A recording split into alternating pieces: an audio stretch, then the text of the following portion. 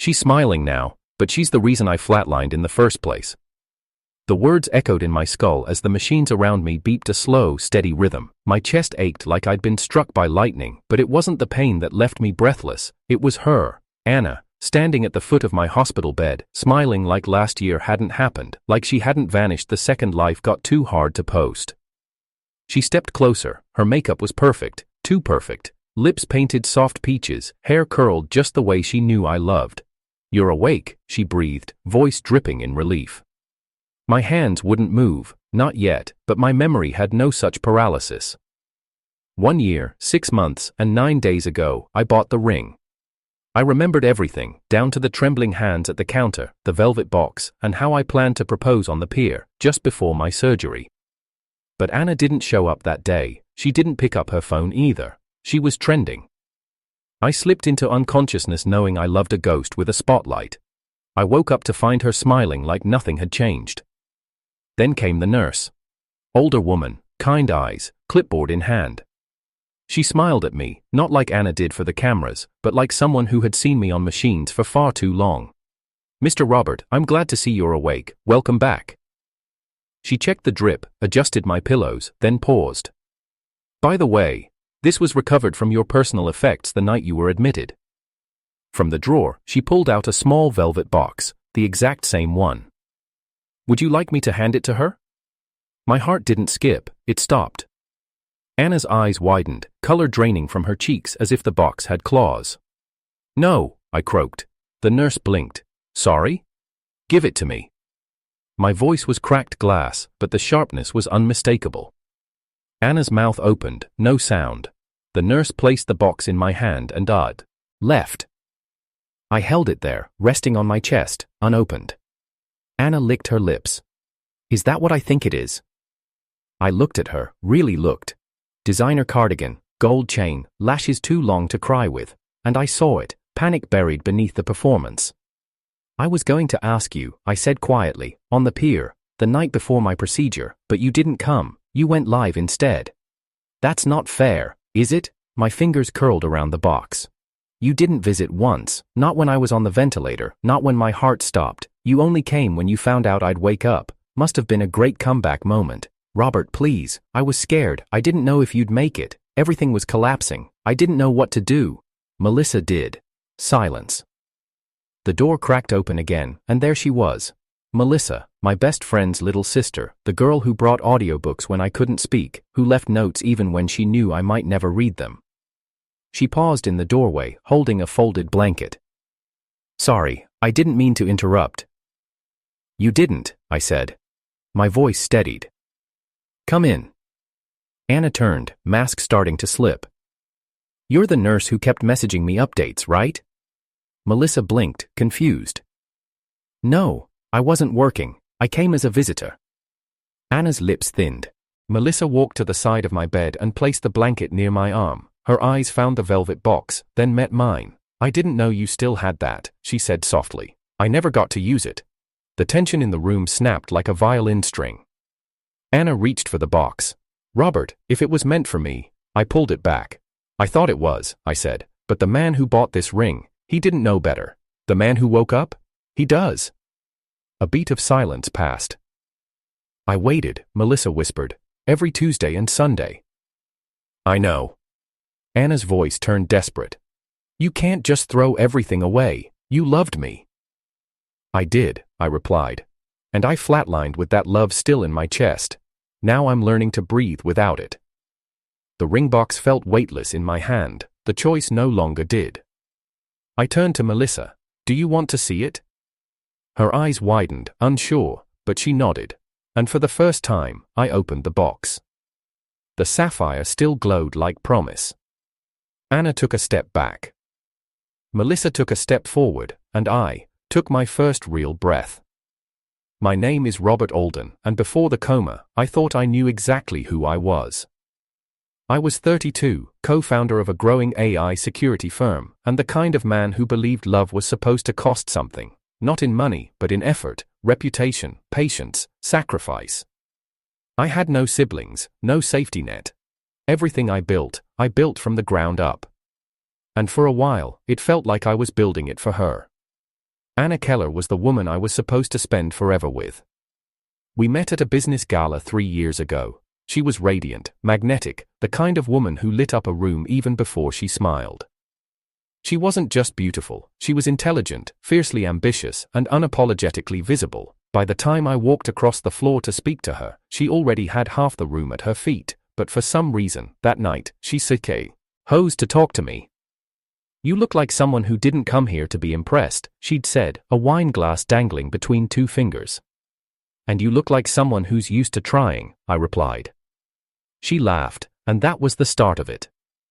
For the first 6 months, Anna made me feel like the only man alive. She memorized my coffee order, walked barefoot around my condo like it was her own sanctuary, and told me that life with me felt safe for the first time.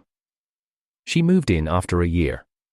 We started traveling together, attending launches, sitting on panels as if we were a power couple in the making. Then, I got sick. It started as fatigue, then came the shortness of breath. Then one morning, I blacked out in the shower. The diagnosis hit like a freight train, a congenital heart condition, dormant for decades, now aggressive. My survival depended on a high-risk surgical procedure and months of recovery, if not longer. The news didn't just shake me, it cracked everything. At first, Anna tried. I won't pretend she didn't. She came to appointments, rearranged some of her shoots, even moved a few influencer collaborations around. But I saw it in her eyes each time, fear. Not fear of losing me, but fear of how it would look if she did. She started avoiding the press, cancelled on events. And eventually, she stopped talking about the future. I remember one night, weeks before the operation, we sat on the balcony. I asked her, "Do you think you could still love me if I wasn't strong?" She was quiet for a long time, then she leaned on my shoulder and said, "I don't know if I can watch you break." And then she broke first. The night before the surgery, she was supposed to be there. I had made reservations. The sapphire ring was in my coat pocket. It wasn't a grand plan, just dinner, a walk, and the question I'd been rehearsing for months. But instead, I got a text. "I'm sorry, Rob. I can't do this right now. I need space." I went into surgery thinking I'd wake up and call her. Maybe she'd just panicked. Maybe love didn't disappear in one night. But when I flatlined on the table, she wasn't even in the building. The woman I trusted with forever couldn't even wait for a morning. That was 6 months ago. I came back from the edge of death with more scars than stitches. And the only constant face in my haze of machines and silence was Melissa Stone. Melissa had been part of my life in fragments. She was the younger sister of my college roommate, Daniel Stone. The kind of girl who barely spoke in gatherings, who always seemed to blend into the edge of rooms with her sketchpad or headphones. Back then, she was just Danny's little sister, a shy art major with paint on her hands and soft eyes that never quite met yours directly. I hadn't seen her in years. Until the second week of my coma, when I opened my eyes briefly and saw her asleep in the hospital chair, head resting near my feet. I was told she had shown up with Daniel after hearing about the surgery. He couldn't stay, he had a consulting gig overseas, she did. And then she kept coming. No cameras, no stories, just silence, books, and presence. The nurses said she'd sit for hours, reading aloud everything from science fiction to poetry. She'd leave notes on the bedside table, even when I couldn't open my eyes to read them. No expectations, no staged tears. The first time I saw her clearly was the day after I woke up. She entered the room with a folded blanket and a nervous smile that almost apologized for being there. I never asked her why she stayed. But I remembered every Tuesday and Sunday after that. Anna, on the other hand, didn't show up until the hospital press release confirmed I'd survived the critical phase. She appeared like lightning, fast, dramatic, full of rehearsed emotion. She acted as if the months hadn't passed, as if I was still the man she walked away from but expected to return the moment it suited her storyline. I wasn't. I had spent months without a heartbeat. I came back with clarity. Anna and I once shared something real, until it was tested. Until she weighed her brand against my mortality and found my life too expensive. Until the woman I wanted to propose to left me to die quietly while she smiled on another red carpet. Melissa, the quiet shadow, had become the lighthouse. Daniel called me once after I woke up. He didn't stay long on the line, but he said something that stuck. "You know, she used to draw portraits of you, back in college, never told anyone, said it was silly. Melissa never mentioned it. She never brought up the art or the visits or the way she always brought chamomile tea and placed it next to my bed, even when I couldn't drink it. But I noticed. I noticed how her hands trembled slightly when she thought I wasn't watching. How her eyes darted to Anna when Anna walked into the room. How she never once interrupted a moment between us, but never missed one either. I noticed how my breath felt calmer when she was near. So when the nurse handed me the velvet box, the one meant for Anna, the one that had been buried in the corner of my coat for nearly half a year, I realized I didn't want to propose to the past anymore. Anna looked at the box like it was her birthright. Melissa looked at it like it was a memory she didn't dare hope for. And me? I looked at it like a man reborn. The ring hadn't changed, but I had, and now, it belonged to someone who never left. Anna wasn't used to silence. She thrived on applause, attention, and being seen. So when I didn't hand her the ring, didn't reach for her hand or say the words she expected, the cracks in her expression started to show. Her fingers curled tightly around the hospital bed railing. She masked it with a laugh, light and sweet. "You're angry, I get it, but I thought you'd understand by now. I was overwhelmed, Robert. I was scared." I stared at the ceiling. I flatlined Anna, twice. She flinched. "I know," she whispered. "That's why I came back."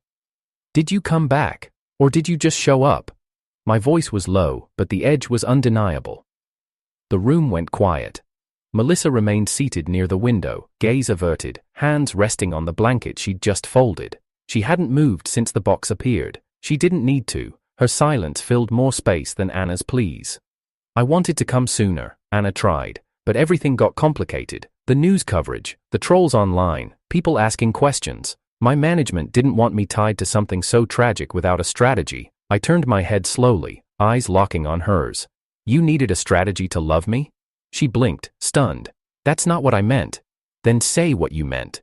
Her lips parted, but the words didn't come. Instead, she looked at Melissa. "You don't understand what it's like, having people constantly watching, judging. One wrong move and they turn on you." Melissa finally looked up. Her voice was quiet. "I wasn't watching. I was waiting." Anna froze. I sat up straighter despite the pain. 6 months in that bed, Anna. I would have forgiven you if you had walked in on day 30, or day 90. Hell, even one call, just to say you still remembered I existed. But you disappeared. You buried me long before anyone else did. Her mouth trembled, but I wasn't done. "Do you know what it feels like to open your eyes and see a stranger more familiar than the woman you loved?" I gestured to Melissa. "She's not the one who said she'd stay. You were." "I thought you were going to die," Anna suddenly snapped, voice breaking. "And I couldn't watch it happen. I'm not built for that kind of grief. I didn't sign up to be a widow at 31. Melissa stood. Anna turned to her. "And you just sat here like a sad little saint, didn't you? Quietly waiting for him to forget me. Don't think I don't see through it." Melissa didn't flinch. "I didn't come to replace you, Anna. I came because I cared." Anna scoffed. "Please, you think just showing up makes you worthy? You think silence and sympathy is enough? You don't belong in his world. You never did." "I didn't need to belong in his world," Melissa said. "I just wanted him to survive it." The tension between them was palpable. For years, they'd been distant names in each other's periphery, until now, and standing between them was the man both had known in such drastically different ways. I leaned back, feeling the weight of the room pressing down on me. This isn't about who stayed longer or cried harder. This is about the truth. Anna looked at me. "Then tell me the truth." I nodded. "All right, you weren't there when I needed you. Melissa was. And the worst part? I'm not angry at you for leaving. I'm angry because you only came back when it was convenient." That cut deep. I saw it in her eyes. She looked at the box again. "So, that ring, you were really going to give it to me?" "I was," I admitted. "Once. Are you giving it to her now?" Melissa turned, startled. "Anna." I stopped her with a shake of my head. "No, I'm not giving it to anyone. Not right now." "Why?" Anna asked, desperate. "Because of pride?" "No," I said. "Because love isn't about timing, it's about character, and, right now, I don't know if I even trust my own judgment." A soft knock broke the moment. The door opened and in walked Daniel, sharp suit, loosened tie, and that usual smirk that barely masked his concern. "Well damn, you did wake up." I managed a faint smile. "I took my sweet time, didn't I?" He walked over, gave me a brotherly pat on the shoulder, then glanced between the two women. His brows rose. "So, am I interrupting something, or is this a live soap opera now?" Anna folded her arms. "You're late." Daniel shrugged. "Fashionably." Melissa exhaled slowly and sat back down. Daniel gave her a small nod of acknowledgement, nothing dramatic, just enough to show that he knew. He always did. "I heard the ring showed up," he said, eyeing the box.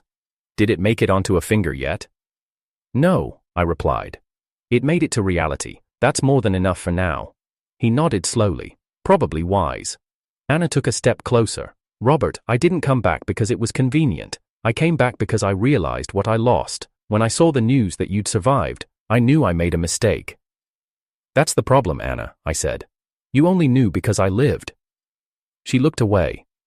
Daniel turned to me, serious now. "Do you want me to ask her to leave?" I hesitated. Anna's shoulders stiffened, but she didn't move. Melissa rose again. "No, let her stay. Let her hear it." Daniel looked between us. "Robert?" I closed my eyes for a moment, feeling the press of emotion behind my ribs. "I don't want her gone, not out of spite. I just want the truth in the room." "The truth," Anna repeated. "The truth is, I panicked. The truth is, I failed you, but I still loved you, Robert. I still do." Melissa lowered her gaze.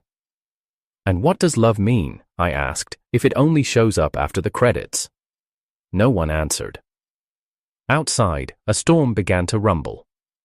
Anna turned to leave but paused at the door. "If you ever decide to forgive me, you know where to find me." She didn't low. Okay at Melissa, she didn't even say goodbye. When the door clicked shut behind her, the room exhaled. Daniel muttered, "Well, that escalated." Melissa slowly sat down again. I looked at the ring one last time. "I think," I said quietly, "I just figured out what this ring was really for." Melissa glanced up, cautious. "What?" "For remembering who was there when I couldn't even remember myself." She said nothing, but her eyes glistened with something honest. And I finally felt like I had breath to spare. I never thought recovery would feel heavier than dying. Lying in that hospital bed, surrounded by wires and screens, I realized the machines keeping me alive were less complicated than the people waiting outside. My body was healing, slowly, steadily.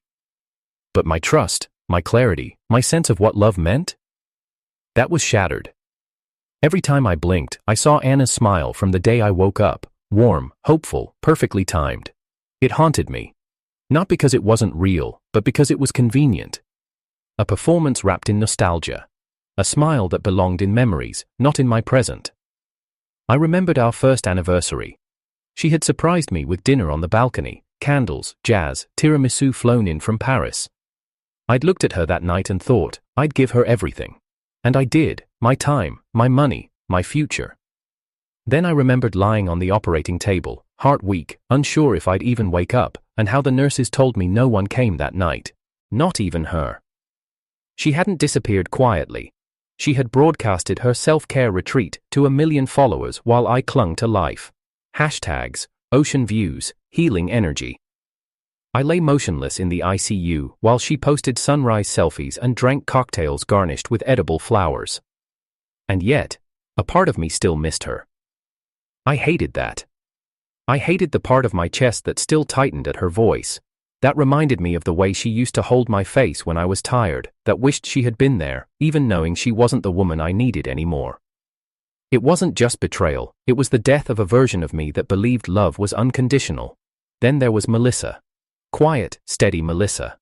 She never told me what she felt, she didn't need to. Every gesture said more than Anna's loudest declarations ever could. She brought me books with dog-eared pages, underlined lines she thought I'd like. She asked nurses for my progress and took notes when they spoke too fast. Once, she even argued with the billing department when they overcharged me for medication. And then, she apologized for raising her voice. When she wasn't around, I caught myself waiting for her footsteps. But I didn't know what to do with that. How do you open your heart again when the last person who touched it abandoned it mid-beat? I wanted to move forward, but guilt lingered like smoke. Guilt for letting go. Guilt for not proposing to Anna. Guilt for wanting something new while the past still echoed in every corner of my life. One afternoon, I sat watching rain against the window, the ring box resting beside me on the side table. Melissa was sketching quietly in the corner. The sound of pencil on paper was the only thing grounding me. I spoke without thinking. Do you believe in second chances? Melissa looked up, surprised. For what? For people like me. She tilted her head.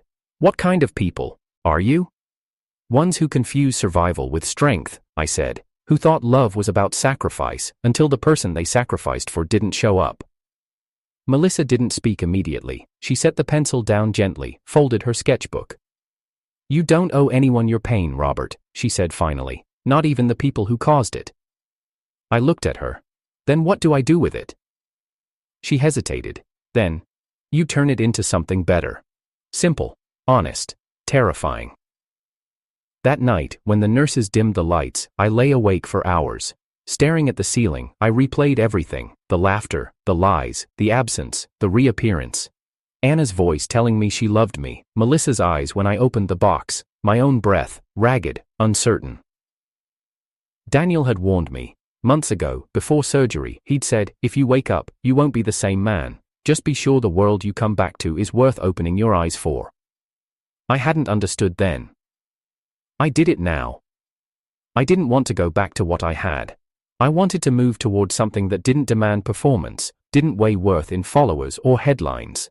I wanted truth, even if it came wrapped in silence and sketched pages. The ring still sat unopened. I hadn't touched it since Anna left. Melissa never asked about it. Daniel hadn't brought it up either. But it burned like a question. Was I ready to ask again, or would asking just be another wound? One morning, 2 weeks after the argument, I caught Melissa about to leave the room early. You're leaving early today, I said, voice scratchy. She paused at the door. I've been meaning to ask. Would it be okay if I took a short break? My chest tightened. Why? Just some things I need to sort out. She wouldn't meet my eyes. And in that moment, panic clawed up my throat. Was she pulling away too? I said, I won't stop you, but did I do something wrong? She turned back. No, you've done nothing wrong. That's the problem. You've been trying so hard to carry everything on your own. I didn't want to become another weight. You're not a weight. She looked at me, really looked. Then let me go, just for a bit. I need to clear my head. Before I could answer, she slipped out. That afternoon, I sat alone with the ring in my palm, questioning everything again. Was I doing to her what Anna did to me, expecting presence without clarity, hoping she'd just know? I realized I was afraid, not of being alone, but of failing someone again. What if Melissa cared, but I broke her anyway? What if I tried, and it wasn't enough? Later that night, Daniel came to visit. I told him she had left early. He nodded. You scared her. Why? Because you matter. I frowned. That doesn't make sense. Daniel sighed, sat down. She's not Anna, Robert. She's not looking for a stage. She's looking for peace, and peace doesn't come easy to someone who's been watching you die for 6 months. I stared at the floor. So, what do I do? Daniel shrugged. Decide. Do you want to open that box for the past, or for a future you're brave enough to want? He stood and left without waiting for an answer. And I was left with the quiet again. But this time, I wasn't sure if I deserved it. 3 days passed. Melissa hadn't returned. The silence she left behind wasn't the peaceful kind, it was hollow, humming, unnerving. I tried to read, couldn't. I tried to rest, failed. Even the hospital food, bland and dependable, tasted foreign. Everything was slightly off-center. Daniel stopped by on the second day. She hasn't called me either, he said, arms folded, leaning against the window. She said she just needed time, I murmured, not believing it. Daniel studied me. You didn't just let her leave, Rob. You let her believe she never had a place to stay. I winced. That wasn't my intention. Doesn't matter. You're not the only one dealing with trauma, you know. Melissa lost you too. His words hung in the air long after he was gone. By the evening of the third day, the nurse walked in with an envelope in her hand. This was left for you downstairs, she said. A man delivered it, said he used to be your business partner. My stomach tightened. I sat up straighter. Daniel? She shook her head. No, someone named Vincent. Vincent? I hadn't heard that name in over a year. He and I had co-founded our first software security prototype together, years before the company took off. He was brilliant, reckless, obsessed with visibility. We clashed constantly over direction, and when I declined a shady investment offer he brought to the table, he accused me of holding him back. He walked away. I thought that was the end of it. I opened the envelope. Inside was a flash drive, a single-page letter, and one photo. The letter was typed, short and cold. You were always so sure Anna was the only one playing you. Maybe it's time you finally saw the full picture. V. I plugged the flash drive into the hospital laptop Daniel had brought me. A single folder. Archive, CM093. I clicked. There was a time-stamped surveillance video from the hospital lobby, the date, exactly 4 days before I woke up. I recognized Anna immediately. Designer heels, oversized sunglasses, arguing with someone at the reception desk. Then, Melissa, walking past in scrubs, a clipboard in hand. She looked directly at Anna, then down, then walked the other way. I fast-forwarded. Another camera caught them near the vending machines. Anna followed her, cornered her. There was no audio, but body language said enough. Anna said something. Melissa's eyes widened. She shook her head. Anna stepped closer, said more. Melissa dropped her clipboard. She looked hurt, betrayed. Anna pulled out her phone, showed her something. Melissa backed away. Her hand went to her chest. Then, Anna leaned in and whispered something in her ear. Melissa froze. Then turned and walked away. Shoulders stiff, pace fast. The camera followed her until she vanished through a side exit. I slammed the laptop shut. I was shaking. I opened the photo that came with the letter. It was a screenshot from a DM thread. Anna Keller official, verified. If he wakes up, I'll step aside. But until then, don't confuse your caretaker fantasy with love. Some people were made to watch, others to matter. I sat in stunned silence. Melissa didn't leave because she was unsure. She left because Anna drove her away. Anna had intercepted her, confronted her, threatened her. And Melissa, being Melissa, hadn't told a soul. I remembered her standing by the door that morning, asking for space. She wasn't running from me. She was protecting me. Protecting the peace I'd only just begun to rebuild. Rage crawled up my spine. Anna had always known how to twist the knife, but this was something else. This was a strike against the one person who had stayed when everyone else had left. And Melissa, how long had she carried that pain alone? I pulled out my phone, dialed her number, straight to voicemail. I tried again, nothing. I turned to the nurse. Can I get a wheelchair? She blinked. Mr. Alden, your mobility. I need to leave this room. She hesitated, then nodded. I'll have someone bring it up. An hour later, Daniel arrived. I showed him the video, the message. He didn't say a word at first, then, she was afraid this would happen. I looked up. You knew? He ran a hand through his hair. Not the specifics, but she told me she might get caught in the middle. She just didn't want to make things harder for you. Where is she? He hesitated. Staying at my place for now. She was going to take a trip, maybe visit Mom. I shook my head. I need to see her. Are you sure you're strong enough? I have to be. Daniel drove me across the city. My body still ached. Every bump in the road reminded me how close I'd come to never opening my eyes again, but none of that compared to the way my chest tightened as we reached his building. Melissa was on the rooftop. Drawing. Her sketchbook balanced on her knee, headphones in. She didn't notice me until the wheels of my chair scraped the stone. When she looked up, her expression shattered. Robert? I reached into my jacket and held up the photo. The message. Why didn't you tell me? Her lips parted, her eyes filled. Because I didn't want to be the reason you broke again. You were never the reason I broke, I said. You were the reason I woke up. She looked away. Anna said you needed time, that you needed clarity, that I was in the way of your healing. She was wrong. I pulled out the ring box. Her breath caught. I thought this ring was a promise, I said. But it was a question, and I've been too scared to ask it again. Not because I didn't want to, but because I didn't know if I deserved to. Tears slid down her cheek. You don't have to say yes, I continued. You don't even have to take it. But I need you to know. I didn't wake up for the past, I woke up for the future.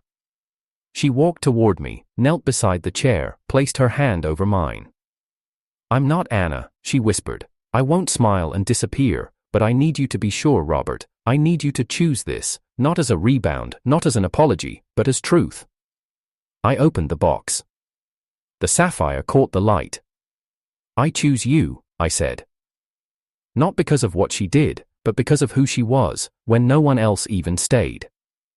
I didn't expect her to show up again, not at my discharge, not after the message, not after the rooftop. But Anna never missed a stage. As I signed the final release papers and adjusted my blazer over the still tender scar beneath my ribs, the elevator doors slid open, and there she was, perfect, of course.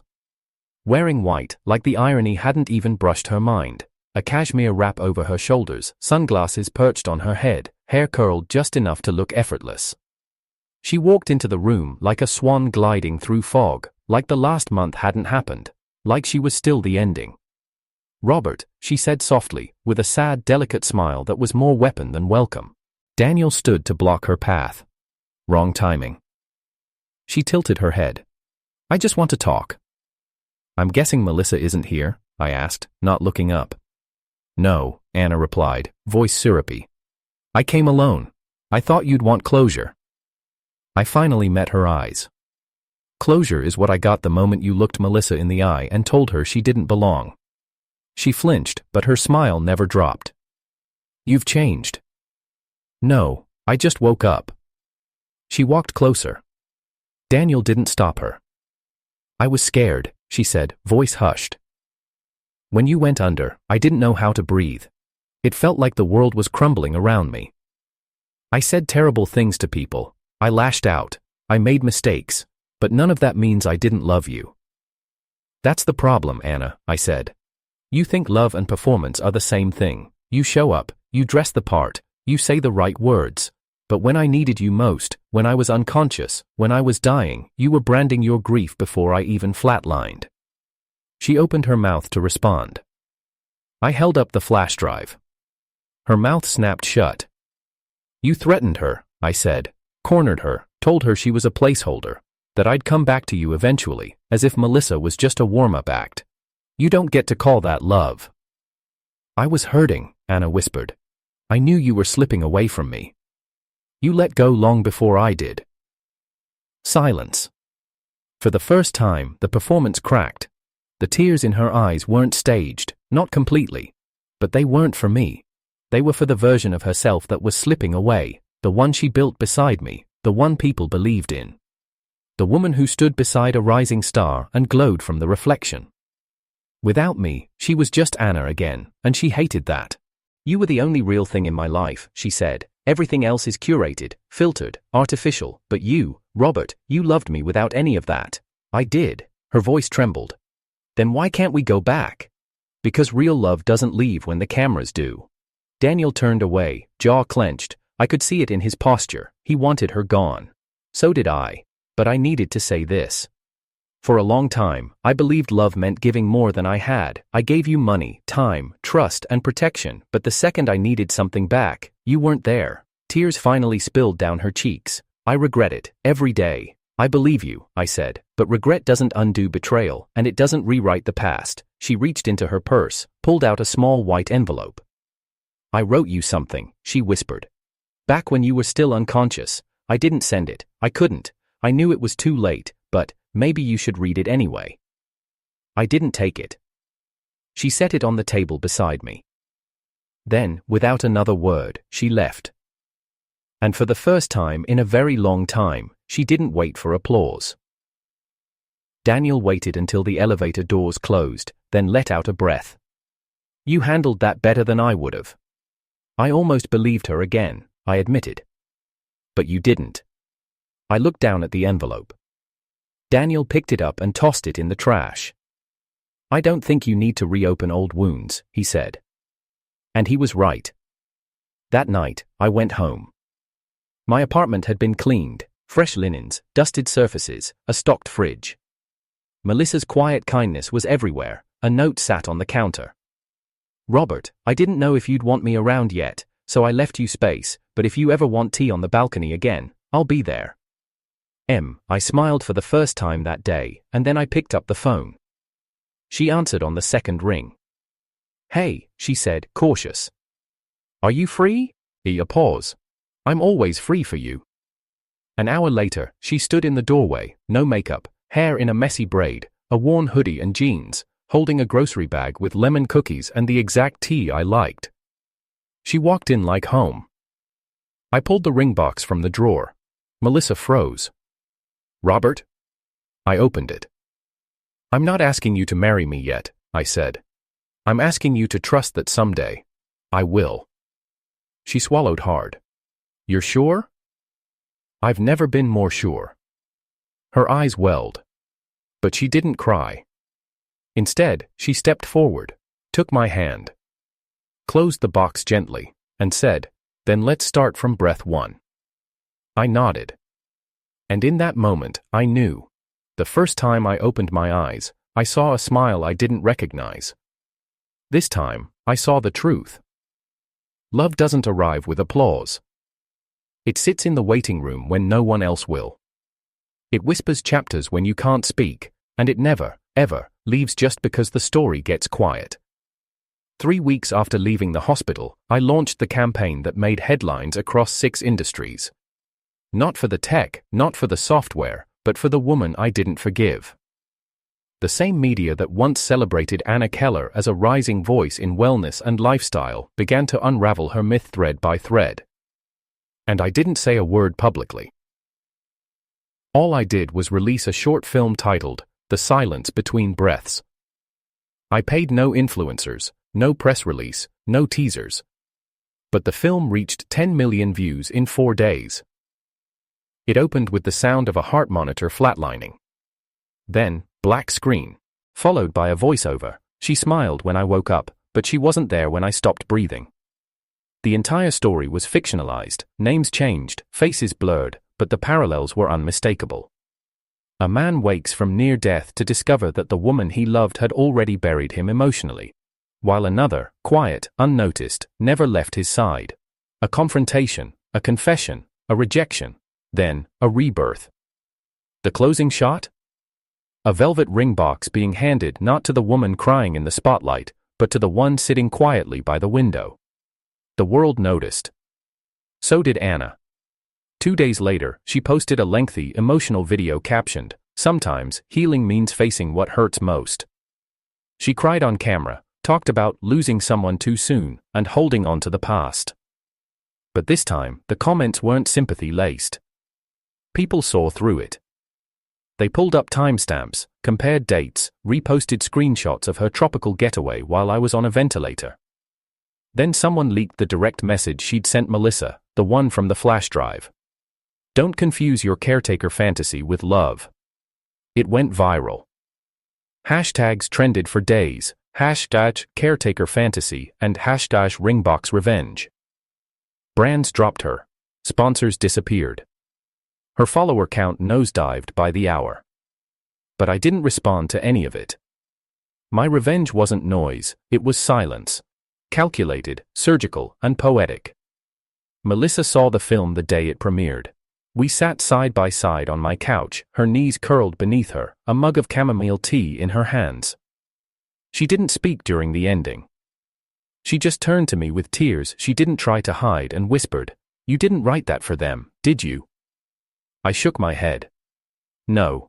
I wrote it for the girl who waited 192 days beside a man who might never wake up, and still didn't ask for anything. She leaned into me, and I held her like the peace I had earned. but close. You needed one final page. That came 2 weeks later, when I received an invitation. Anna Keller's private panel event, Reclaiming Truth Through Transparency.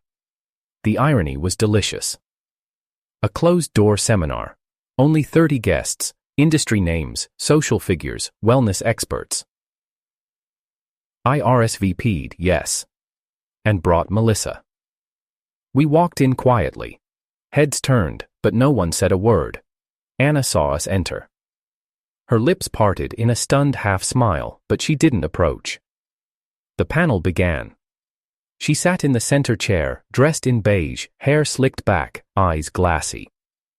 She talked about redemption, about betrayal, about how truth was often distorted by perception. Then came the open mic. I stood. Robert Alden, I said, I have a question. You could hear the tension in the room snap like a violin string. Anna sat up straighter. Of course. I walked forward, Melissa's hand loosely in mine. When you said you loved someone, I asked, did you mean before or after they stopped breathing? A murmur went through the room. Anna froze. I continued. When you cornered someone who sat beside me for half a year, did that feel like love too, or was that damage control? The host tried to interrupt. Anna raised her hand to stop him. Her voice shook. I was broken. I was dead, I replied, and she was rebuilding me with borrowed hope. I turned to the room. Love is not loud. It doesn't beg for platforms or rewrite timelines. It listens, it waits, it sacrifices without posting it, and it doesn't come crawling back just because the algorithm punishes the silence. Then I looked at Anna one last time and smiled.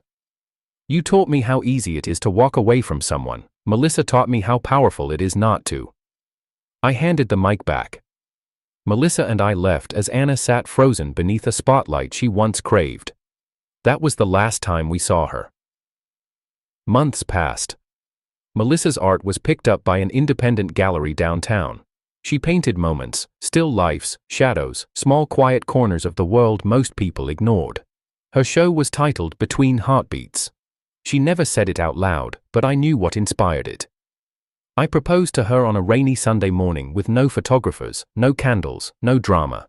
Just a blanket, tea, and the ring she once told me was too beautiful for her. She wore it anyway. The same ring Anna never touched.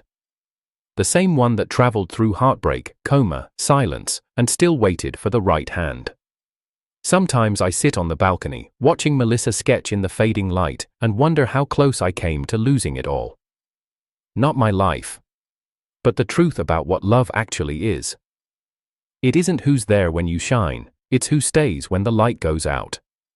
So no, I never gave Anna closure. Because you don't owe peace to the person who handed you pain and called it love. But I gave Melissa everything. Because she gave me breath without asking for a name on it. And that's all the happy ending I ever needed.